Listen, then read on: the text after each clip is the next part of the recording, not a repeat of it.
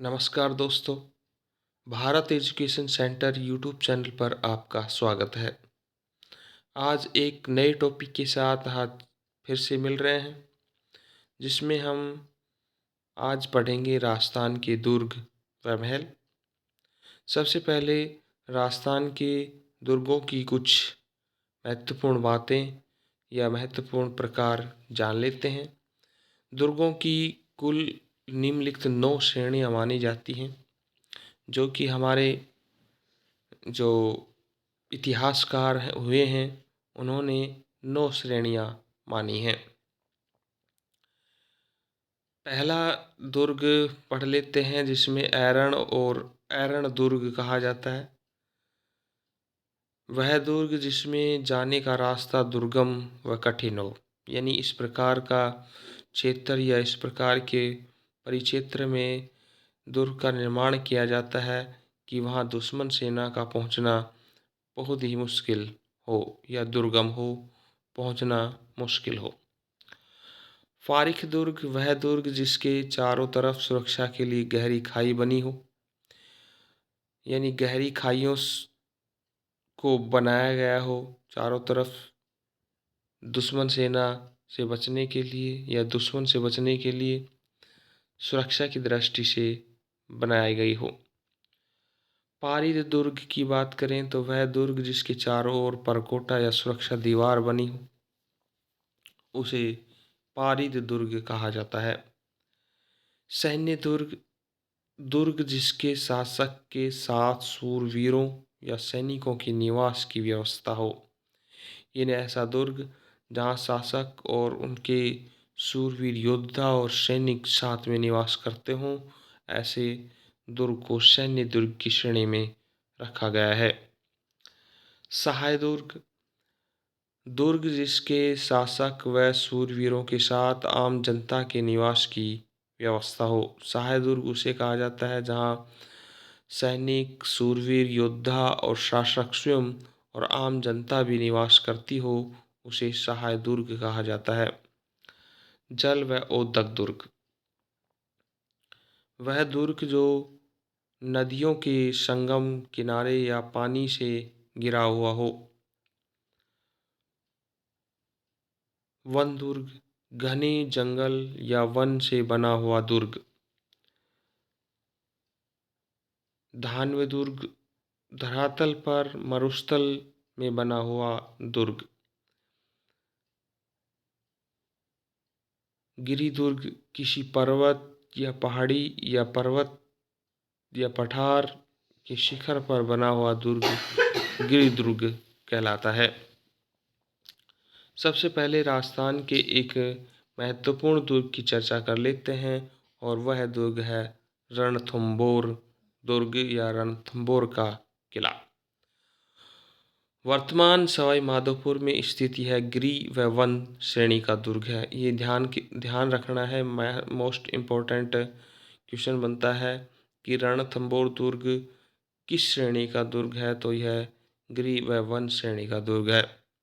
इसका निर्माण स्थानीय मान्यता अनुसार रणथान चौहान ने करवाया था तथा रणस्तंभपुर इसका प्राचीन नाम था। ध्यान रखना है, रणथंभौर दुर्ग का निर्माण रणथान चौहान ने करवाया था।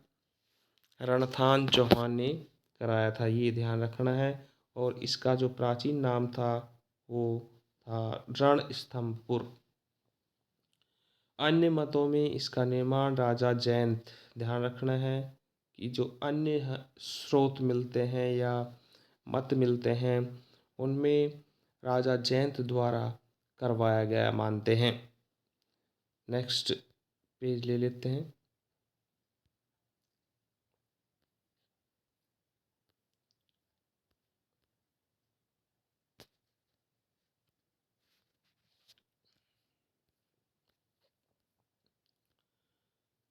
और बात करें कि माध्यमिक शिक्षा बोर्ड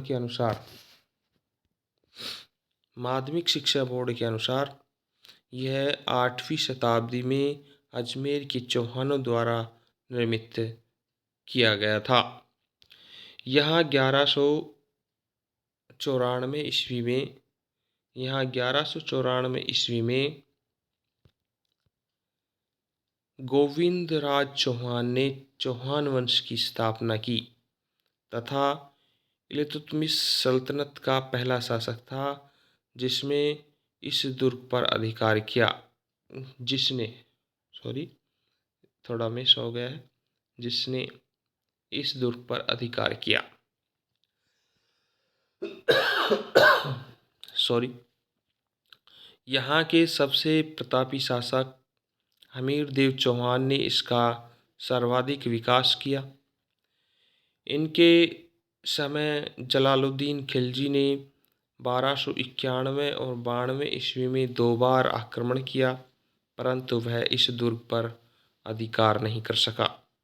अतः उसने कहा, एक कोटेशन दिया था। किसने दिया था? जलालुद्दीन खिलजी ने 1291 और 1292 ईस्वी में 2 बार आक्रमण करने के दौरान जब वह दुर्ग पर अधिकार नहीं कर सका तो उसने कहा कि रणथंभौर जैसे 10 दुर्गों को मैं मुसलमान के बाल के बराबर नहीं समझता। ये कोटेशन याद रखना है, कई बार एग्जाम में पूछा जाता है।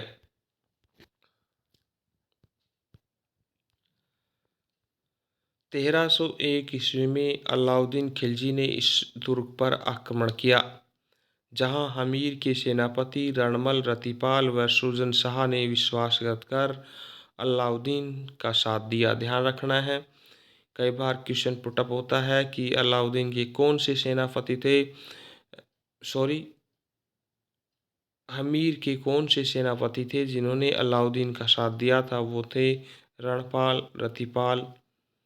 रणमल और रतिपाल व सुरजन शाह। ये 3 सेनापति थे जिन्होंने जहाँ जहाँ हमीर के साथ विश्वासघात किया था। अतः हमीरदेव के नेतृत्व में केसरिया तथा रानी रंगदेवी के नेतृत्व में जोर किया गया। कई बार प्रश्न पुटअप होता है कि 1301 ईस्वी में रणथंभौर दुर्ग पर जोहर करने वाली रानी का नाम तो रंगदेवी और केसरिया करने वाले राजा का नाम हमीरदेव था। 11 जुलाई 1301 ध्यान रखना है, डेट इम्पोर्टेंट हो गई है आजकल। एग्जाम में ईस्वी सन नहीं पूछा जाता है, डेट के साथ एग्जाम में पूछा जाता है, तो आपको ध्यान रखना है कि 11 जुलाई 1301 ईस्वी की यह घटना राजस्थान का पहला साका था जहां हमीर की पुत्री देवल ने पदमला तालाब में कूदकर अपने सतीत्व की रक्षा की। इसे ही कुछ इतिहासकार जल जोहर मानते हैं। यानी जब रानी ने जोहर कर लिया तो जो रानी पुत्री देवल थी उसने पद्मला तालाब में कूदकर अपने सतीत्व की रक्षा की थी और इसी को आधार मानते हुए कुछ इतिहासकार ये मानते हैं कि ये जलजोर था। इसी ही दुर्ग में हमीर महल, जोगी महल, सुपारी महल और 32 खंभों की छतरी जिसे न्याय की छतरी, हमीर की कचहरी, अधूरी छतरी, अधूरा सोपन, पद्मला तालाब, रानीहड़ तालाब, त्रिनेत्र गणेश मंदिर, शिव मंदिर व पीर सदरुद्दीन की दरगाह बनी हुई है। ध्यान रखना है, ये बहुत ही मोस्ट इम्पोर्टेंट फैक्ट हैं, इनको अच्छी तरीके से याद रखना है। इसी दुर्ग में हमीर के महल, जोगी महल, सुपारी महल, 32 खंभों की छतरी, न्याय की छतरी जिसे कहा जाता है, 32 खंभों की छतरी को ही न्याय की छतरी कहा जाता है। हमीर की कचहरी भी कहा जाता है, अधूरी छतरी भी कहा जाता है, अधूरा सोपन, पद्मला तालाब, रानीहड़ तालाब, त्रिनेत्र गणेश मंदिर, सॉरी